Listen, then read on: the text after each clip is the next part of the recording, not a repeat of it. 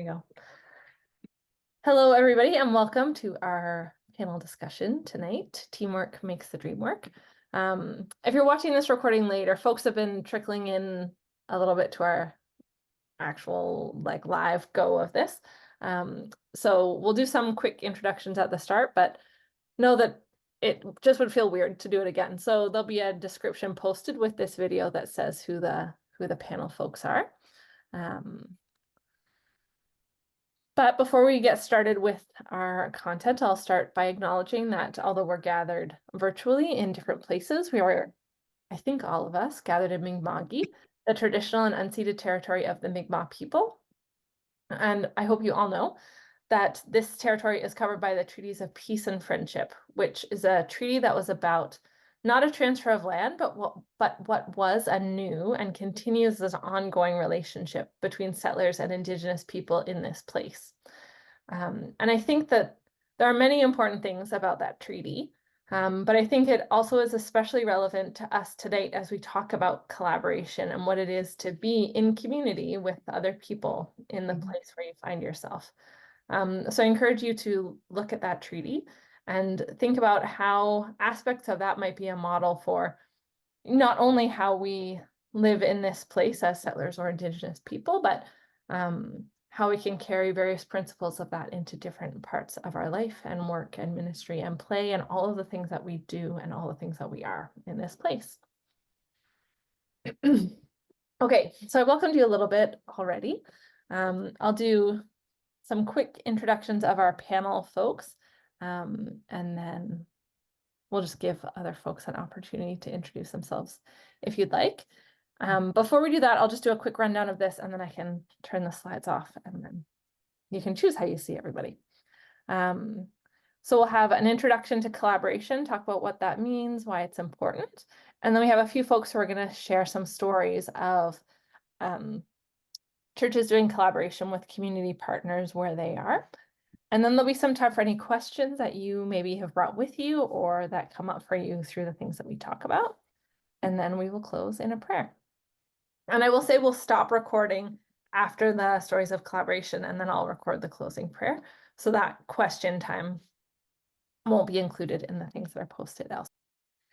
So the folks that we have on our panel tonight are Gillian.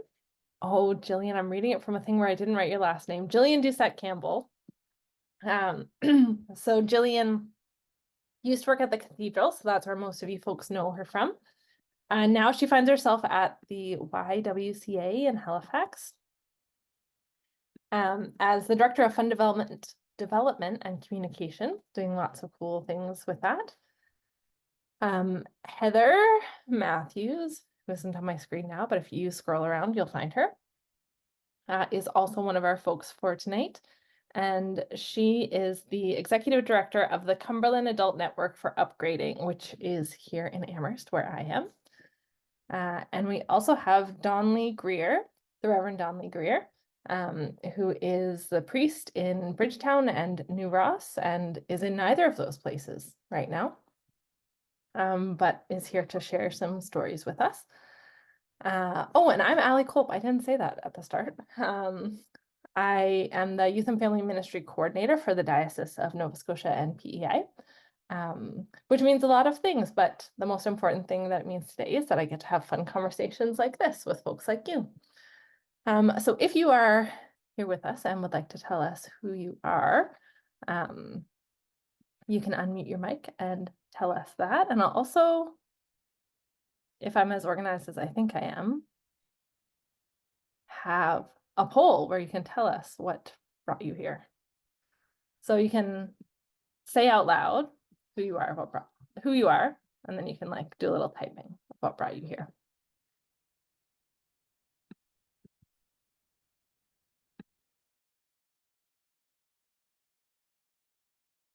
I'm Gail Page.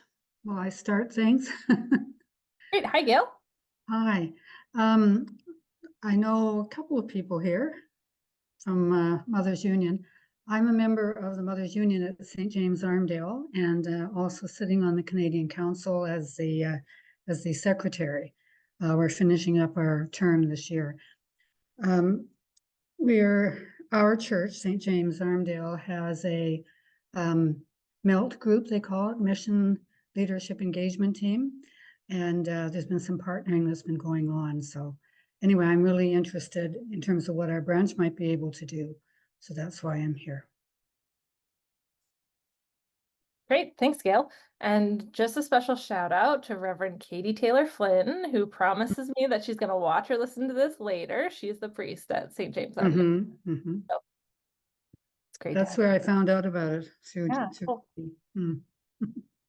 I just was going to say, hi, my name is Reverend Tammy Hodge Orbeck, and I'm the minister at St. Mark's in the north end of Halifax. I'm also a part-time dental hygienist. And I'm just here to check it out. We do a lot of community partnering at St. Mark's. We have a long history of doing that. We have a North End daycare and Ward 5, both our community outreach and care for children and seniors in the North End. And they've been able to do that ministry for 50 years because we let them use the hall at next to no cost. Anyway, we're at a time of transition where we sold our property, and we're going to be looking at partnering in a lot of new ways with our community as we get the church renovated and want to do collaborative partnerships so that we become a community hub. So I thought this might be a place to come and explore. Thanks. Great, thanks, Tammy. Well, I'm Maxine Simkin at St. John the Evangelist in Middle Sackville, and I work with the children there in Godly Play, as well as with the Godly Play Maritime Circle. So I'm really interested in youth and family and what we can do in the community.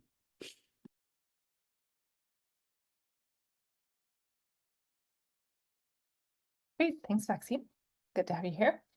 In 5 seconds, I'll share the things that people typed. So if you're typing away, get it in quick. I just ended up by putting myself off screen, but I think I'm back on now. I'm not sure. Anyway, collaboration is a big piece of how I've always sort of functioned professionally anyway, and actually was probably the core piece of a thesis that I did, a master's one, in terms of having success in any endeavors. Really, you need to be working together, and you need to reach out to a lot of partners. So with Anglican's Power and Potential, which is the rebranded Anglican Church Women Diocesan Board, collaboration is a key aspect of how we're going to function. And certainly one of our partners, when we were the Anglican Church Women Diocesan Board, was Mothers Union, diocesan level. And we certainly anticipate that continuing. And when I look at the vision statement and mission statements of Mothers Union, it's very aligned with what Anglican's Power and Potential is all about. And we're certainly interested in involvement with youth, because we're going to be doing the Say Yes to Kids campaign, and the Anglican's Power and Potential are going to be trying to bring in money for the Youth and Family Ministry Community Roots Day Camp. So, yeah. Wonderful. Thank you, Cynthia. Thank you for being here. And I think we will start to dig in to some collaboration stuff with Gillian. Thanks, Allie. So I'm going to mostly talk broadly. So, and a couple of my words will mention youth and families, but I think no matter what type of collaboration you're doing, there's some sort of foundational principles that we need to follow so that we make sure that our collaborations are successful. So broadly speaking, collaboration is important for churches because it's one of sort of the 3 pillars of why we church, or why the church exists, which is, of course, spiritual formation, developing a community or creating a community of belonging, and then outreach.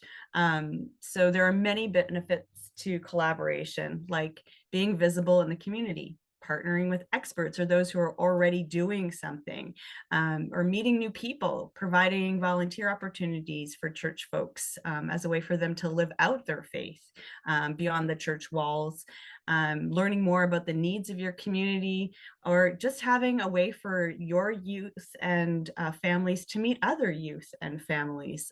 So those are all really good reasons for why collaboration is important.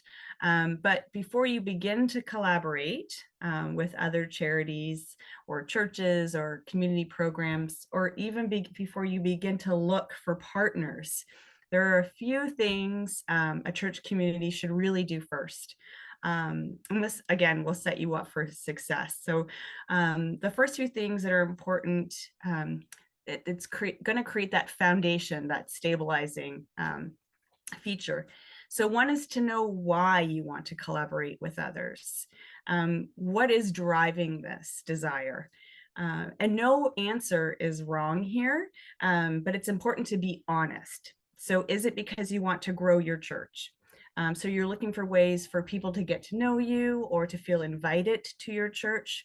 Or are you motivated because you want to get to know the community outside of your church, to have a better understanding of your community around you maybe? Are you needing grants? And you notice that the partnerships are often required or need to be demonstrated so that you can gain that funding. So make sure you dig into the whys and are clear about them. And in line with this, you should also know what your expectations are from the community partner. So things such as even, and it might seem small, but these things are important. Will you expect monthly or quarterly reports from the organization? Will you expect that their leader or executive director or a program manager will provide an in-person update at a church service once a year? Do you want to be formally recognized through their social media or print materials, or not be recognized? So it's important to know what your expectations are so you can share them with whomever you end up partnering with. And I share this because I've seen churches, for instance, stop giving funding to organizations because the executive director didn't show enough gratitude for a financial gift provided, or because the organization published the name of the church in their annual report without the church's permission. So know what your expectations are around reporting and thanking and staff time, and share that with the organization. And I don't say that those reasons that they stopped doing those things are petty. I mean, when you hear them, you're like, they did what? but it's because there were unspoken things, right? So clear is kind. I'm probably going to say that again in this, but being clear about your expectations both ways is a great way to collaborate. And this is not to say that sometimes collaborations aren't a good fit. Being a good partner sometimes means recognizing when you're not a good fit, and then you can dissolve that collaboration. But it's important to be upfront as possible so that you can respect each other's time and your mandates that you have. You also want to know who your church community is. So you want to get to know your own folks in the building. Often churches make assumptions about who attends their church, but I would encourage you to survey your church community and learn what they like doing. What are they already volunteering at? What are their passions and interests? Are they even available to help with collaborating? And what are their passions and interests? Because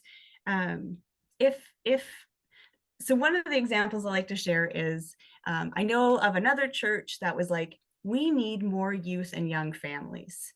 So the church leadership was like, yeah, we do. And so they went to a school that was just down the road for them, an elementary school, and said, once a week, we're going to run an after school program. We're going to have snacks. We're going to have games. We can do homework help. Isn't this exciting? And the school was like, yeah, that's amazing. We'll help publicize that. That's a great idea. Then they went back to the church and said, look at this great thing we're doing. Please sign up. And nobody signed up. So you want to make sure that you know who your church community is before you start thinking and dreaming. Which also leads me to make sure you have the capacity to commit to a collaboration. So while some folks in the church may want to develop partnerships with another church or charity as a way to bring in new people or to get outside of the church community, we need to be realistic about how much time we can give, or if we need to invest finances in that, or how much energy needs to be put into this. So know what you can commit to realistically before you commit, or worse, overcommit. You also want to create a list of traits or things that are important to your church when looking for collaborators. Know what type of organizational structure or work culture that you see as a good fit with. Some Anglican churches run differently than other Anglican churches. So maybe understand that if you're going to work together on messy church, let's say. So make sure you're aware of those different nuances. Maybe you might think you understand each other well, but it's always clear as kind. It's good to talk it out and maybe even write it out.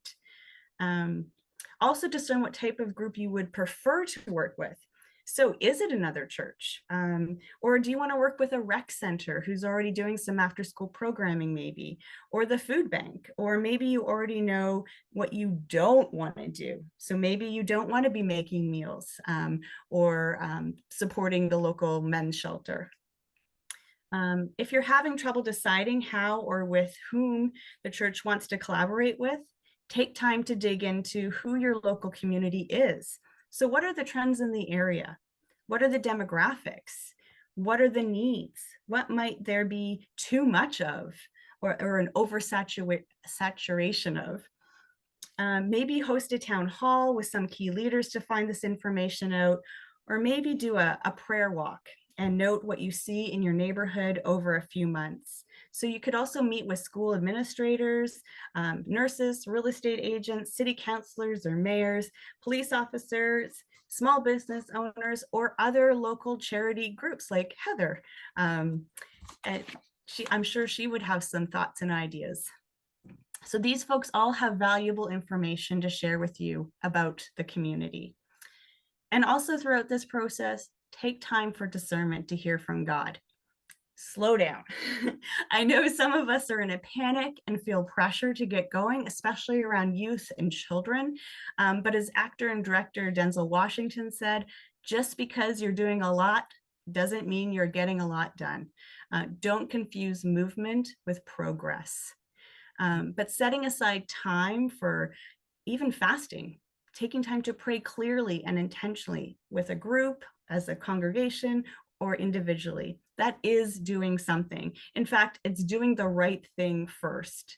So pray for God's leading and pray for your church community and your local neighborhood. Again, I really want to encourage prayer walks. So once you have some of this foundational work done, you can begin to look for groups or churches or programs or charities you may want to collaborate with.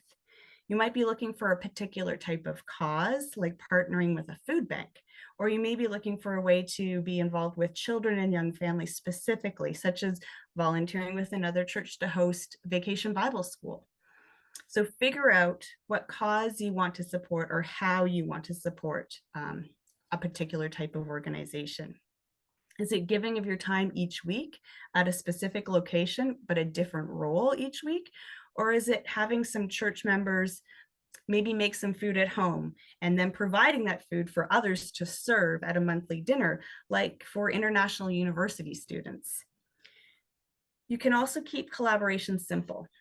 Relationships with nonprofits can take the form of helping to recruit board members or volunteers to do various different jobs, donating money or in-kind goods for the organization's specific wish list. So allowing the use of your community space is also really great. We're always at the YW looking for space for different program activities.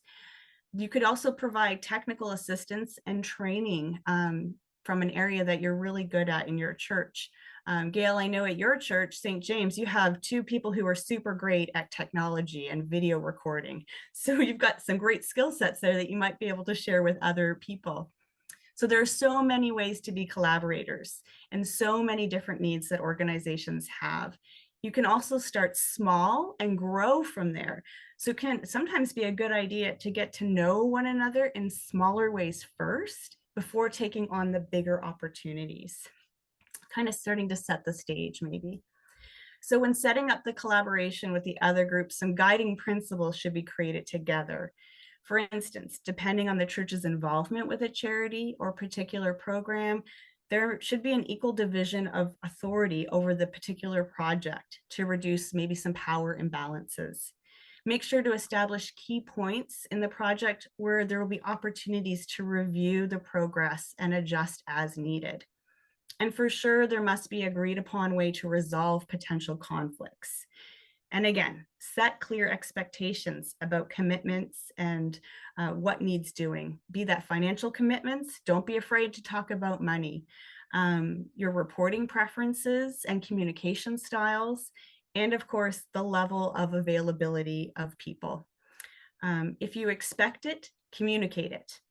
And don't forget to write down these guiding principles. Again, clear is kind. I love Brene Brown for that. And then once things are moving along, be the good partner that you said you were going to be. Do what you said. Reciprocity is vital too. Each organization should be prepared to give as much as they want to get out of the partnership. So if things are not going well, talk about it constructively with the other organization. Don't wait. Problems become bigger or feel bigger the longer you sit on them. And go to the source rather than talking about the issue with everyone else. That often just creates negativity that can lead to maybe us versus them attitudes. And sometimes we just end up creating a mountain out of a molehill. So, and as someone who works for a charity, I also want to say, be patient. Many, if not all charities and nonprofits are struggling. We have been asked to do more with less funding. So if you don't hear back from us as quickly as you'd like, please don't assume we're ignoring you or ghosting you. We're just really busy people. And so we probably really need you, but we just have to come up for air to recognize that. And for a few other thoughts as a person who works in a charity is, if you're wanting to do something for an organization, let them know. I know that surprises can be great, but there are many reasons why we need to know what you're planning for us. For instance, and this is a true story, a group hosted a very successful food drive for one of our programs at the YW. And then they came to drop off all of the canned goods and boxes. But we had no storage space for all of these goods. So we were so grateful, but we were super embarrassed and a little bit frustrated that had happened. So it felt really awkward for everybody. And I don't think that was the effect either of us intended. And another example I will share from many examples I have is a church who thought, and this isn't locally, so don't worry, I'm not telling stories out of school, but this church thought, hey, we should raise some money for this local charity. They are doing such good work and we just want to bless them. So they secretly raised several $1,000s for this charity, not telling them what they were up to. And when they called the charity to tell them what they did, the charity was actually kind of mad. You see, they had just written a grant and actually several grants, and they'd worked on the budget, and it turned out now they would no longer be eligible for the grant because they'd have to rework into it the funding they just received. So despite the gift from the church being only half the amount that the grant would have been. So had the church connected with the charity, they could have worked on a fundraising timeline together or set a different giving target, or even have designated it to a different program. So I do want to encourage collaboration. I do want to say, go forth and be a blessing to charities and groups, and that it's exciting, but also always be clear. set out the foundation work first and work together at the hard stuff at the beginning rather than when you're in the middle of it. I think that's what I would say about collaboration. Thank you so much for that, Gillian. That was a really, really helpful look at like where to start and how to move forward on these things.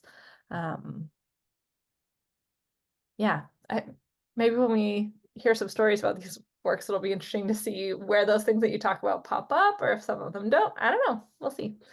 But yeah, that was really, really helpful. So thank you for that. So next we're going to hear a couple stories about churches that are doing some work in collaboration with community partners. Dawn-Lea, you'll be up first, and then I'll talk about Sewing Club, and Heather, you can bring us home with community suppers. All right, Dawn-Lea does a very cool youth group that has a lot to show us about partnership and collaboration. So over to you, Dawn-Lea. Thanks, Allie. Well, as you know, I'm Reverend Dawn-Lea Greer, and I'm the priest in charge of the parish of New Ross and the rector of the parish of Bridgetown. 2 years ago, June, I was appointed to Bridgetown, and being June, I knew I wasn't going to be able to get much going because, you know, there's a month left to school, but I wanted to get my foot in the door. So I went over to the local school, introduced myself, and started making some appearances, and I met with the administrative staff. In the fall, I returned, but I had to go on medical leave, as many people know.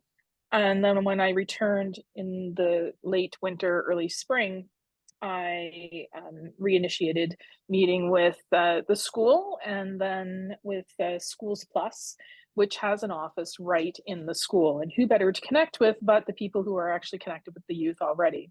I've had previous youth groups before, but I also had children who were in that age bracket, and I didn't have that that ability to do that this time because all of my children are adults. So I knew I needed to go to the source and find somebody who was on the ground. After some meetings and planning, myself, Schools Plus, and another community group, Family Matters, partnered in stimulating the youth group, which is now called the Evolve Youth Group. It's branded. It's fantastic. And we started meeting weekly at the church in the hall in Bridgetown. And this youth group was clearly shared to be LGBTQA2S+ and allies. We made it very clear that if you're coming, that you needed to be an ally, and that we were not going to be able to have confrontation otherwise. It wasn't the space, it was a safe space. And we started with a solid core group of about 8 to 12 people, sometimes seeing 15 or so youth. And we now have a core of 15 plus people. And over the last year, we have seen the youth grow in relationships, in their self-esteem, leadership, and their ability to interact with posture is phenomenal now. And just by offering them space and love, nothing special, but something special. We offer a welcoming, non-judgmental space, and we also have group norms, and so they know what the expectations are, and when they get broken, we address them. We talk about highs and lows as a form of love and caring for each other, and we are there to support them. We also break bread together. We have people bringing soup from the church now. Some of the different people, congregants, are bringing soup to get more involved in the group, and the group loves soup. Snacks, drinks, dessert, a lot can happen over a meal. We also are right now helping them fundraise and support them in their endeavors. Some of them are going to advance leadership in May, and we're helping support them do that, not just primarily with our funds, but with helping them and supporting them finding funds in the community. And at first we started it to be leader-led, meaning us, the leaders being the adults, and we turned it over to the youth. We had a vote, we had a we had they called it democracy. And now the youth have the youth group is run by the youth, and we are there just to support them. So after a few months, we thought that that was the best way for it to go forward, so that it could support itself in the future. And we've had, I have to be honest, it's been great and wonderful. It keeps me going in the run of the week, but we've also had our hurdles, especially it being at church. There's been some partners who have been approached that receive funding from different groups, and they're like, "You're doing this at a church," and they're, yes, we are. And so there's been some criticisms that we've overcome, and we've removed some boundaries, and we've come a long way in a year as a group. But there's still some stigma that it is at the church and there's a priest that's a part of the group. And that is a hurdle that we continue to battle together, and to continue to stand and show that we are all doing this out of love, and that we are supporting one another, and that we are a safe space regardless.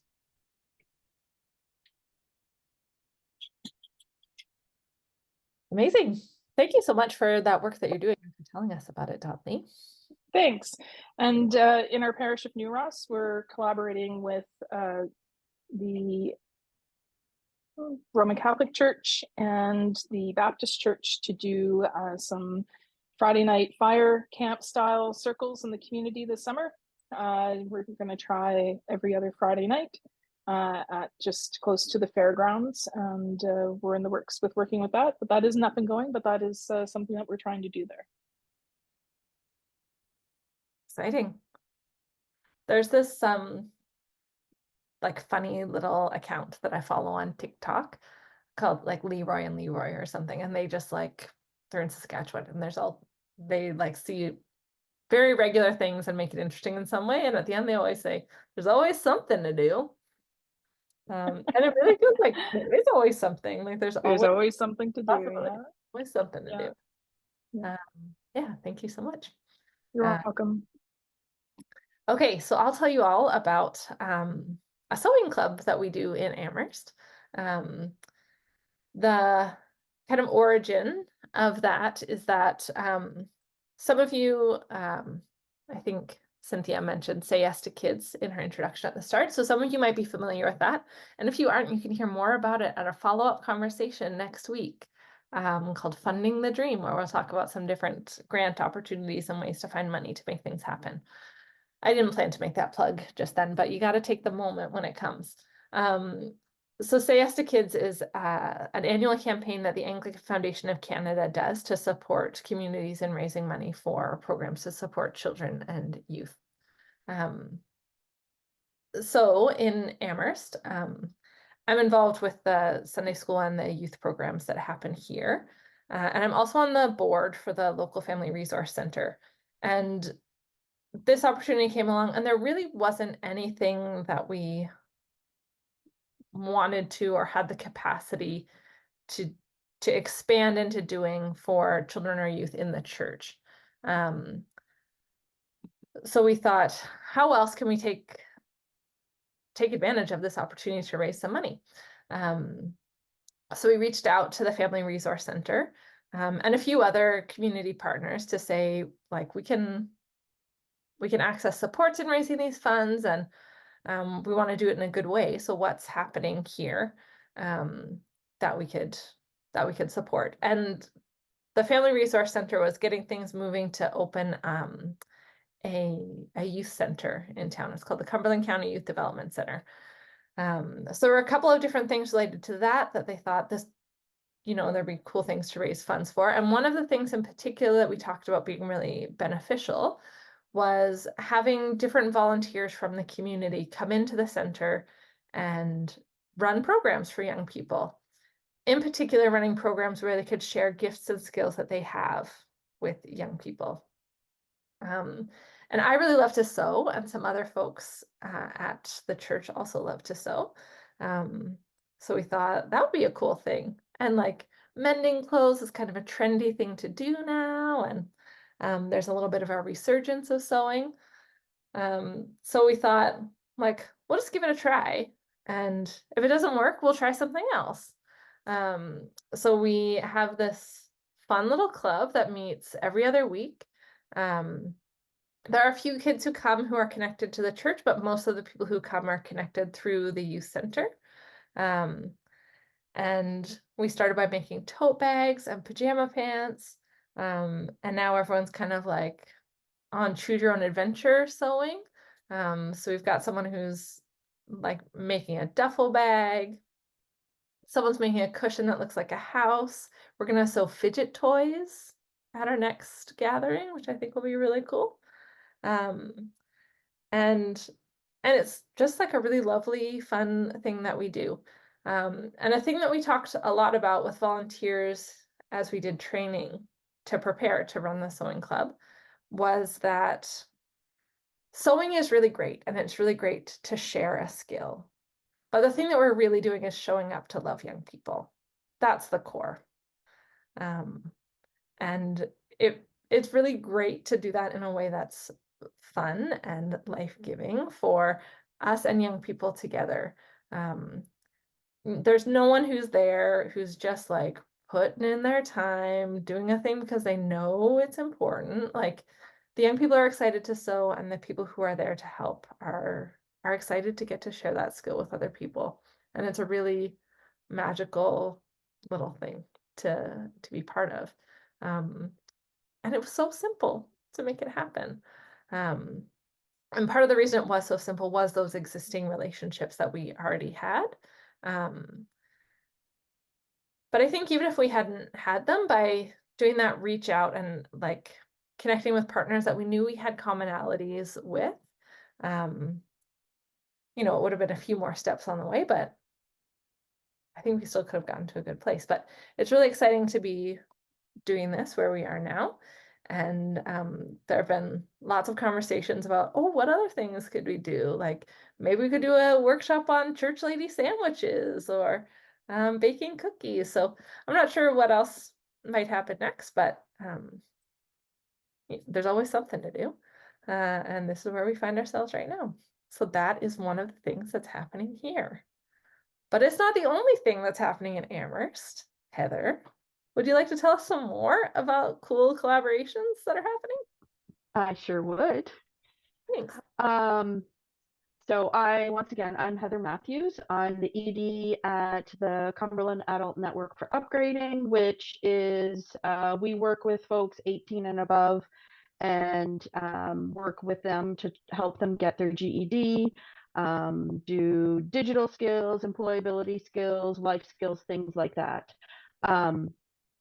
So I guess really I am going to talk about our community supper that we have happening once a month here in Amherst. It happens at the Christchurch Hall, and that's the name of the hall, right, Allie?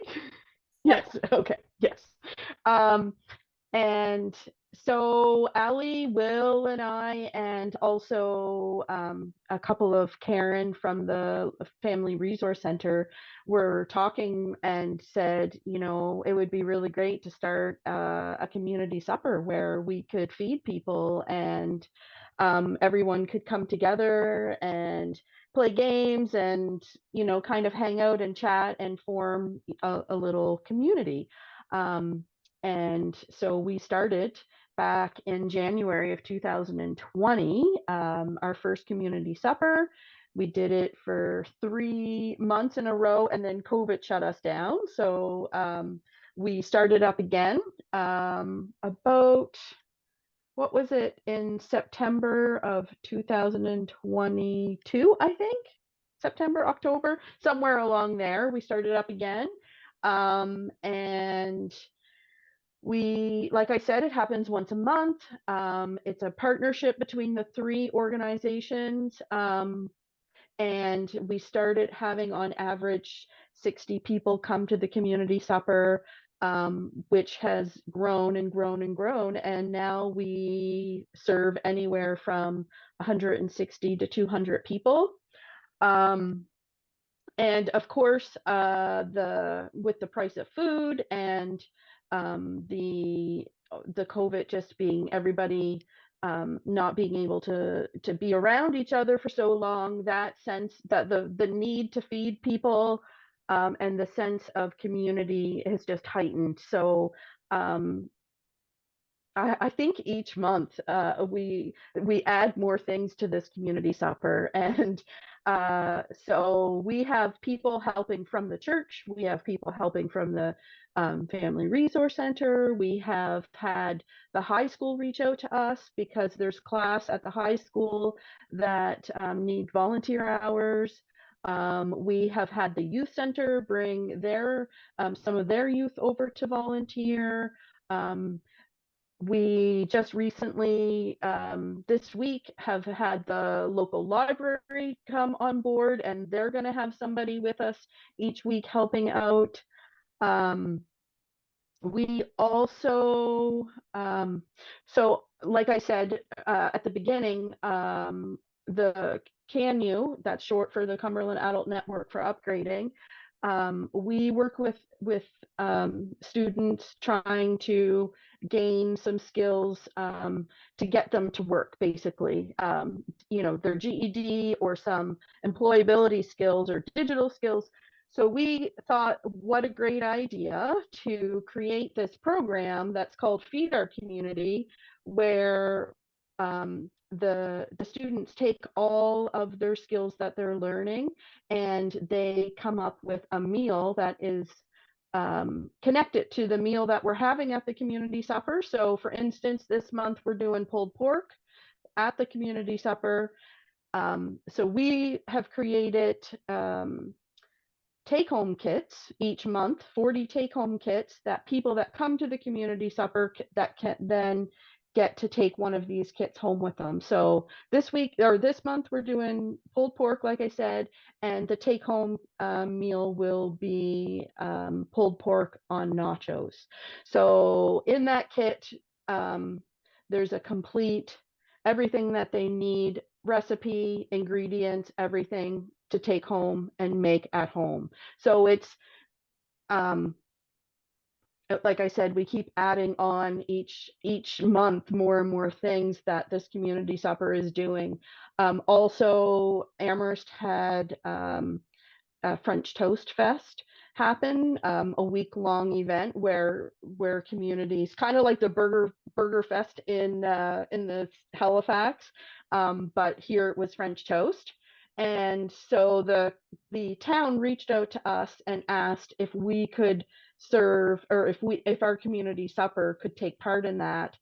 So that last month was French toast, which the town donated some money towards, or sorry, some bread and eggs from our local companies here in Amherst. So it's really like starting to grow bigger and bigger and bigger, and it's turned into, it's just really a beautiful a meal that people come to. There are people from all over the community. There's some people that come because they want to sit and chat with people and have someone to talk to. I had a single mom say, we don't have family here in Amherst, so we come here because it's, you know, we want our children to be able to eat together with, you know, with other adults and other children. We have people that come because they're hungry and they need food, and you know, we have other people that come because they want to volunteer and help out. So kind of all of the idea of coming together and having this meal and it really truly being community really has happened. And like I said, it continues to grow. And it's really just, it's really beautiful. So if you're ever in Amherst on the night of our community dinner, you should come and join us. And all of it, I should say, all of it is free. We've even, so Allie and Will wrote a grant. I think it was Allie wrote a grant. First, we were like, the first community supper was like, we're just going to have spaghetti because it's cheap and we can get enough noodles and sauce to make spaghetti and feed people. But then Allie wrote a grant, got a little bit of money. Our money was starting to get really low. We do put a donation pot out, but it's not mandatory. And the donations have helped kind of keep it going.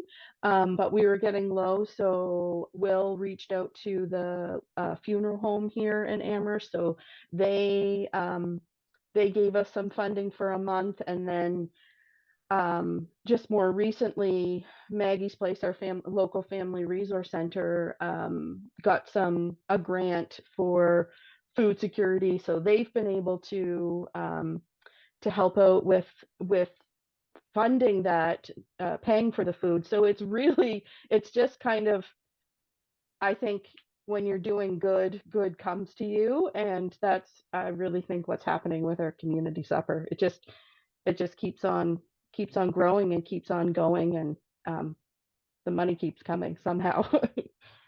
So yeah, so that's the community supper. Thank you so much, Heather, for telling us about You're that. welcome. It is really fun to get to work with Heather on that. But even when I don't help, it is really fun to come. So on Friday, April 19th, if you're anywhere near Amherst, stop on by. It's really fun.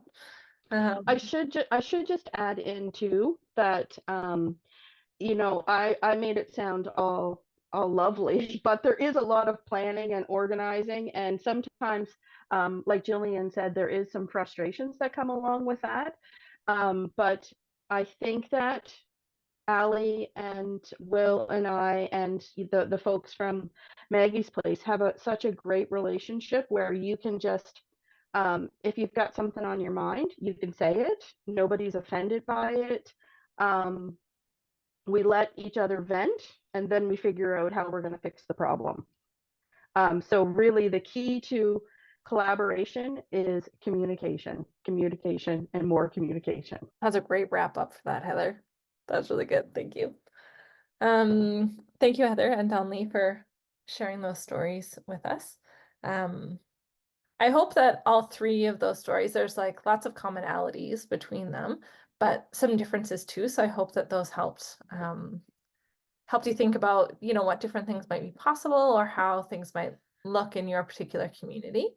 I will say, just for me personally, that doing work in collaboration with others, in Amherst, just like as a volunteer in my home parish, but also in my work, like Community Roots is all about collaboration. And so much of my work in my life has just been so deeply and richly blessed by all of these connections. Like when we were expecting our second child, we know Heather because we do collaborations with her, and like we don't have family here. So my husband and I said, like, hey, Heather, we just need people, and we know that you are good people. Can you be one of our people? So like, kind of like Heather said, when you do good things come to you, or whatever. Like when you do good things, they just kind of multiply. And the impacts on your ministry, on your life, and on the way that you see your community can be so much more than you could ever imagine them to be. I didn't even mean to, and I was like this close to saying the doxology there. Like it can be even more than you can ask or imagine. Heather, that's a prayer that we end almost every service with. It's glory to God, whose power working in us can do infinitely more than we can ask or imagine. I like that. Yeah. It is a good one. So yeah, I hope these things have inspired you, encouraged you. So that brings us just about to the end of the the planned content. But now we have some time for questions. So people who are watching this later or listening to the podcast, you can send your questions to me, and my contact information will be wherever you found this link. But I'll stop the recording here, and we'll pick you up in a closing prayer in just a second.